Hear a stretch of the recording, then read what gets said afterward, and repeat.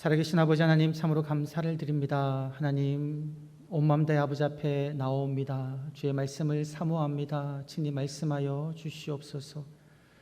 부족한 종을 사용하여 주셨사오니 하나님이여, 주의 말씀만 온전히 되어나게 하여 주옵소서. 주의 말씀만이 온전히 선포되어지게 하여 주옵소서. 성령 하나님, 임재하여 주시옵소서. 감사드리옵고 구주 예수님의 이름으로 기도드리옵나이다. 아멘. 할렐루야. 하나님께서 이 자리에 함께 계시는 줄 믿습니다. 우리 예배를 기뻐 받으시는 하나님께 우리 온 마음 다해 하나님을 찬양하며 주의 음성에 귀 기울이시는 귀하고 복된 시간 되기를 주의 이름으로 간절히 축원합니다. 여러분, 7월 달은 저희가 원래는 이제 교회 학교도 다 여름 성경학교도 있고 여러 가지 많은 행사들은 쉬지만 어떤 성장의 달로 삼고 지내고 있습니다. 그래서 이번 7월 달에는 우리 주일 말씀 주제도 성장에 초점을 맞추어서 함께 말씀을 나누고자 합니다. 예수님께서도 12살 때에 그런 말씀을 들으셨죠. 지혜와 키가 자라가며 하나님과 사람에게 더욱 사랑스러워 가시더라. 하나님의 아들이신 예수님께서도 신체적으로 자라셨고요, 지적으로 자라셨고, 그리고 영적으로도 자라셨습니다. 그 예수님을 본받아 저희들도 전인격적으로 자라기를 원합니다. 그래서 그 일환으로 저희가 지난주부터 우리 7월 날마다 자라나는 날자나를 지금 시작하고 있는데요, 약 한 80여 분 넘는 분들께서 신청해 주셔서 지금 한 10개의 방에서 다양한 어떤 내용들로 진행되고 있습니다. 하루에 잠언 한 장 읽기도 있고요, 그리고 기도 3번 하기도 있고, 또 지적으로 책 읽기 방도 있고, 그리고 걷기 방, 그리고 물 마시기 방 등등이 있는데요, 혹시 신청 못하신 분들께서는 또 우리 양원모 목사님에게 신청해 주셔서 같이 하면 좋겠고요. 특별히 이 프로그램이 우리 자녀들과 함께하기 참 좋습니다. 자녀들이랑 함께 잠언 말씀 하루에 한 장 읽어줘도 좋고, 또 어렵겠지만 말씀 한 절 암송하는 것도 좋은 훈련이 됩니다. 산책을 같이 가셔도 좋고요.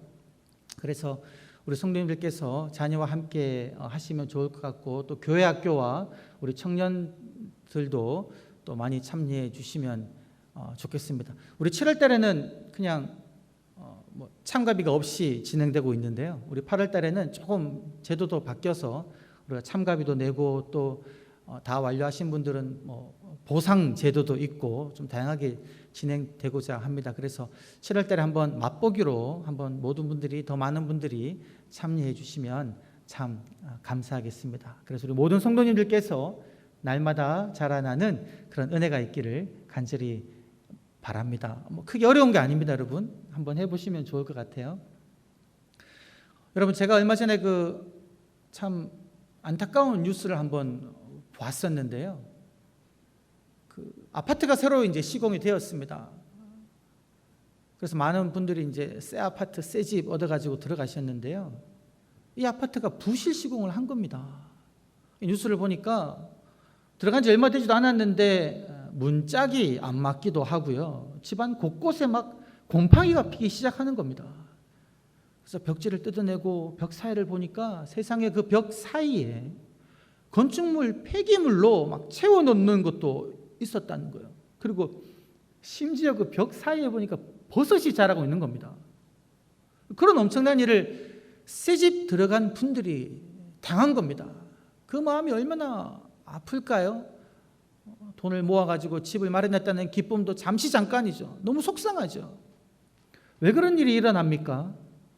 그 시공사가 자기에게 맡겨진 그 직분을 제대로 수행하지 않은 거지요. 그 시공사로서, 그리고 감리사로서 그들에게 주어진 역할을 제대로 이행하지 않은 겁니다. 그러니까 그런 안타까운 결과가 일어나는 거죠. 여러분, 하나의 아름다운 건물이 제대로 지어지고 그것으로 인해서 그 입주민들이 행복을 누리기 위해서는 그 일을 맡은 사람들이 자기의 역할을 제대로 수행할 때에 바람직한 결과가 나온다는 겁니다. 여러분, 한 공동체나 어떤 팀이 그 팀에게 주어져 있는 그 임무를 제대로 달성하기 위해서 목적을 제대로 달성하기 위해서는 그 팀에 속해 있는 각자 개개인이 자기가 어떤 역할을 그곳에서 맡고 있는지를 분명히 알아야 합니다. 여러분, 축구팀을 예로 들어보면요, 여러분, 축구팀에 다양한 사람들이 있지 않습니까? 지원을 해주는 스태프들이 있죠. 그리고 감독이 있습니다. 코치도 있고, 선수들 중에서도 공격수도 있고 수비수도 있고 골키퍼도 있지요. 이 팀에서 각자의 사람들이 맡은 역할이 다양하다는 겁니다. 골키퍼는 여러분, 골을 막는 거 자기 임무지 않습니까? 경기 나가서 골대를 지키고 있으면서 공을 다 막아야 되는데, 아니 말도 안 되게 이 골키퍼가 자기의 역할을 망각한 겁니다. 골대를 지키며 골을 막아야 되는데 자기가 공격수로 생각하고는 막 앞에 나가가지고 공을 넣겠다고 하면은 그 팀이 이기겠습니까? 수비수들은 딱 뒤에 라인에서 수비를 해야 되는데 상대팀이 내려올 때 수비하지 않고 역습 기회에 공을 넣겠다고 수비수가 앞으로 나아가 상대 진영에서 공을 기다리고 있으면 어떡하겠습니까? 그 팀은 결코 이길 수가 없다라는 것이죠. 이렇게 한 공동체에서 개개인이 자기의 역할을 분명히 알고 그 역할을 제대로 수행하는 것은 참으로 중요합니다. 여러분, 제가 영동교회 담임 목사로 지금 사역을 하고 있는데요, 저는 늘 고심합니다. 이 담임 목사로서의 나의 역할은 무엇인가? 하나님이 제게 주신 이 직분에 맞는 역할은 무엇인가? 성도님들 위해서 기도하고 목양하는 것이 제게 맡겨진 역할이다라는 것이죠. 제가 목사지 않습니까? 직분이 목사인데 성경을 한번 찾아봤습니다. 성경에 목사라고 되어 있는 곳이 어디에 있을까 한번 찾아보니까 여러분, 몇 군데 정도 나올 것 같습니까? 찾아보니까 딱 한 군데 나옵니다. 오늘 읽은 이 말씀, 에베소서 4장 11절에 목사라는 단어가 나와요. 사실 제가 이 말씀을 읽을 때 좀 약간 놀랐습니다. 왜요? 목사라는 단어는 좀 현대에 나타난 단어인데 성경 말씀에 목사가 있으니까 좀 이상하죠. 그래서 그 목사라는 단어의 그 원어를 한번 찾아보니까 이 목사로 번역된 단어가 어떤 뜻이냐면 목자더라고요. 목자. 문자적으로 목자는 양을 치는 사람이 목자입니다. 성경에도 보면 누가복음 2장 같은 경우에 들에서 양을 치던 목자들에게 천사들이 나타나서 아기 예수가 나타났다고 이야기하죠. 그때 사용된 단어가 이 목자입니다. 그렇게 사용되고요. 또 언제 목자라는 단어가 사용되냐면 우리 영혼의 구주 되신 예수님을 지칭할 때에 이 목자라는 단어를 사용합니다. 즉 우리의 목자가 누구라는 겁니까? 그리스도 예수님이라는 거죠. 그렇게 사용되고, 세 번째로 사용되는 용례가 어디냐면 목자 되신 예수님께서 당신의 그 목자의 사역을 그의 제자들에게 맡기실 때 그 제자들을 목자라고 부릅니다. 요한복음 21장에 보게 되면 예수님께서 베드로에게 찾아가셔서 그에게 뭐라고 명령하십니까? 너는 내 양을 먹이고 내 양을 치라. 베드로에게 목자의 임무를 주셨다라는 것이죠. 그래서 이 땅에서 목자의 역할을 수행하고 있는 사람들은 모두 그가 목자라서 그걸 하는 것이 아니라 참 목자 되신 예수님으로부터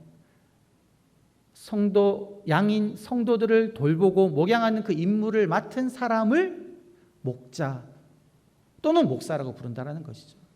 저의 이 역할은, 제 이 직무는 그리스도로부터 받은 그 역할을 그냥 제가 해내야 되는 겁니다. 제가 잘나서 하는 것이 아니라, 나의 사역을 하는 것이 아니라 주님의 사역을 하는 것이다 라는 것이죠. 그런 생각을 가지고 제가 오늘 말씀을 보게 되니까, 여러분 11절 말씀에 우리 주님께서, 하나님께서 교회를 위하여 세우신 사람들이 있는데, 그 세우신 사람들이 누구냐면 쭉 말씀을 보게 되면 사도들이 있고요, 선지자들이 있고, 복음 증거하는 사람이 있고, 그리고 난 다음에 목사와 교사가 있습니다. 하나님께서 교회를 위해서 이렇게 목양하는 책임, 하나님의 말씀을 다루는 책임을 지는 이러한 사람들을 세웠는데요, 이 사람들의 역할이 무엇이냐, 그게 중요한데 12절 말씀을 보게 되면 그들은 무엇을 해야 되냐면 성도들을 온전하게 하여서 그들로 하여금 그들의 직분의 일을 하게 하고 그리고 그리스도의 몸을 세우도록 한다. 이것이 하나님께서 세우신 그 여러 직분자들의 책임이다라는 것이죠. 그러니까 저의 역할은 뭐냐면 우리 성도님들을 온전하게 해서 우리 성도님들에게 하나님께서 맡기신 그 직분의 일을 수행하게 하고 그리고 그리스도의 몸된 이 교회를 세우도록 제가 우리 성도님들을 잘 양육하고 목양해야 되는 것, 그것이 저의 임무다라는 겁니다. 자, 그런데 여러분, 여기서 말씀에서 12절에서 성도들을 온전하게 한다는 것은 좀 더 쉬운 뜻은 뭐냐면요, 준비시킨다는 겁니다. 훈련시킨다는 겁니다. 무엇을 위해서 우리 성도님들을 준비시킵니까? 성도님들이 하나님이 주신 그 직분을 제대로 수행하고 그리고 그리스도의 몸된 교회를 세울 수 있도록 성도님들을 제가 준비시키는 그 일을 해야 된다는 것이죠. 훈련시키는 일을 제가 해야 된다는 겁니다. 동일하게 우리 성도님들께서도 하나님께서 내게 주신 그 직분의 일을 제대로 하고 주의 몸된 교회를 세우기 위하여 스스로를 준비하고 훈련해야 된다라는 것이 오늘 이 12절이 우리들에게 명령하고 있는 가르침이다라는 것입니다. 자, 여러분, 그런데 여러분, 만약에 제가 우리 성도님들을 준비시키지 않고 훈련시키지 않거나 또는 우리 성도님들이 스스로를 준비하지 않고 훈련하지 않으면 어떤 일이 일어날까요? 말씀 14절을 보게 되면 이 성도님들이 다 어린아이 같이 된다라는 겁니다. 어린아이 상태로 그냥 머물러 있다라는 겁니다. 여러분, 저는 이 어린아이를 갓난아기라는 말로 바꾸어 보면 좋겠습니다. 여러분, 갓난아기를 보시면 얼마나 귀엽습니까? 그냥 빵긋빵긋 웃기만 해도 그 웃음에 모든 피로가 다 사라지면서 막 안고 싶잖아요. 그래서 이 갓난아기가 아무것도 하지 못해도 할 줄 몰라도 그냥 이 아이가 울면 먹이고 입히고 치워주고 길러주는 것이죠. 근데 그렇게 사랑스러워서 그렇게 먹이고 입히고 길러주는데 마음에 어떤 기대감을 가지고 키웁니까? 이 갓난아기가 날마다 자라나서 스스로 이제 숟가락을 들어서 음식을 먹고 또 이 아이가 자라나가지고 자기 음식 스스로 요리해 먹는 것 기대하면서 그 아이를 돌본다라는 것이죠. 그렇게 기대해서 사랑으로 돌보는데 이 갓난아기가 자라지 않고 그냥 그대로 계속 머물러 있다면 그것은 얼마나 큰 아픔이냐라는 것이죠. 자라나야 된다는 겁니다. 성장해야 된다는 것이죠. 성도님들도 영적으로 신앙생활 1년, 2년, 3년 하면 할수록 갓난아기 상태에서 그냥 영적인 식량을 떠먹임 받던 상태에서 매일 자라나서 스스로 하나님의 말씀을 받아먹고 기도하고 봉사하는, 그렇게 자라나는 그런 성도가 되어야 된다는 것이죠. 그런데 여러분, 이 성도님들이 자라지 않고 여전히 어린아이 상태로 머물러 있으면 어떤 일이 일어나냐면요, 여러분 14절 말씀을 한번 뒤에 보시면 이렇게 이야기하고 있습니다. 너희가 어린아이와 같이 되지 아니하고 하고 난 다음에 어떤 말씀이 있냐면 이 어린아이들은 세상의 그런 여러 가지 속임수라든가 미혹하는 그런 유혹들에 쉽게 이리저리 요동친다는 거죠. 세상의 잘못된 가르침에 막 흔들린다는 겁니다. 영적으로 어린아이들은. 여러분, 큰 바다에 이제 군함이 나간다고 생각해 보십시오. 항공모함이 나갑니다. 혹은 거대한 유조선이 나갑니다. 그렇게 거대한 유조선과 항공모함이 나가면요, 바다에 아무리 풍랑이 불어도, 태풍이 쳐도, 바람이 불어도 끄떡도 하지 않고 그냥 목표를 향해서 쭉 나아갑니다. 그런데 여러분, 우리 유원지에서 보통 타는 그 쪽배 있죠. 내가 뭐 노를 저어서 가는 그런 배를 타고 망망대해로 나간다라고 생각해 보십시오. 바람이 조금만 불어도, 풍랑이 조금만 쳐도 앞으로 나아가지를 못하고요. 이리 밀리면 저리 가고 저리 불면 저리 가는 요동치는 그런 것을 경험한다는 것이죠. 결코 목적지에 도달할 수가 없다는 겁니다. 영적으로 어린 아이가 그렇게 된다는 것이죠.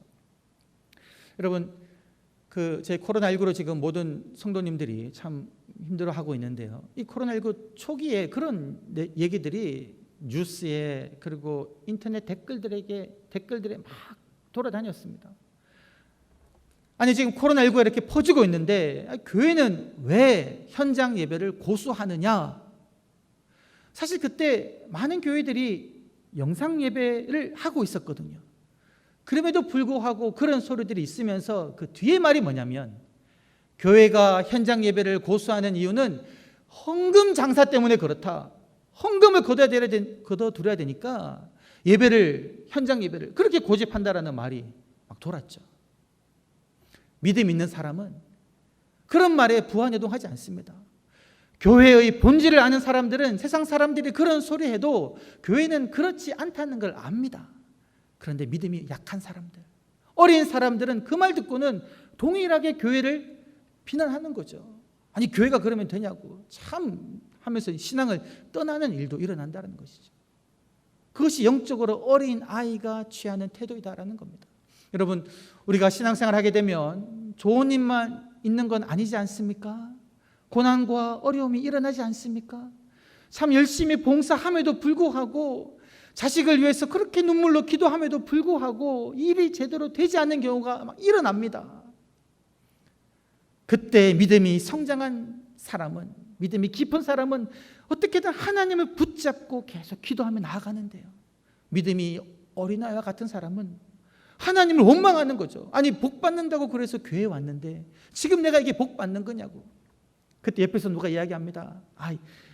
지금 내가 그 말자 엄마가 그 아이 때문에 너무 속상해가지고 점 보러 갔더니만 그 용한 점쟁이가 이렇게 하라 그래서 따라했더니만 지금 잘 풀리고 있다고. 자네도 점 보러 가봐. 아주 용하대. 이런 소리 들으면 그 세상 소리에, 미혹되는 소리에 솔깃해가지고 점 보러 가고 믿음을 버린다라는 겁니다. 여러분, 신앙이 성장하지 않고 어린 아이와 같으면 이런 미혹의 속임수에 쉽게 넘어간다라는 것이죠. 그래서 우리들은 어떻게 해야 되느냐? 모든 신앙인들은 자라나야 됩니다. 성장해야 됩니다. 영적으로 어린 아이와 같은 상태에 머무르지 아니하고 자라나야 되는데, 어디까지 자라나야 되느냐? 여러분, 15절 말씀에 이렇게 이야기하고 있습니다. 오직 사랑 안에서 참된 것을 하여 범사에 그에게까지 자랄지라. 그는 곧 머리시니 그리스도시라. 우리 모든 성도님들은 그리스도에게까지 자라나야 된다는 겁니다. 목표가 예수 그리스도를 닮는 거라는 거죠. 나의 목표가 옆에 신앙생활하고 있는 믿음 좋은 권사님, 봉사 열심히 하는 집사님, 그들의 신앙과 내가 비교하며 견주며 신앙생활해 나가는 게 아니라, 그들과 견주며 스스로 만족하거나 열등감에 사로잡히는 것이 아니라, 우리의 목표는 우리의 머리 대신 예수 그리스도를 바라보며 그분을 닮아가는, 그분에게까지 자라나도록 우리가 애써야 된다는 것이죠. 우리의 기도 생활을 돌아볼 때에 주님의 기도 생활을 본받기를 애써야 된다는 겁니다. 그 바쁜 와중에도 예수님께서는 새벽 미명에 깨어나셔서 한적한 곳에 가서 주님께 기도하셨듯이 우리도 새벽을 깨워 주님처럼 기도해야 된다는 것이죠.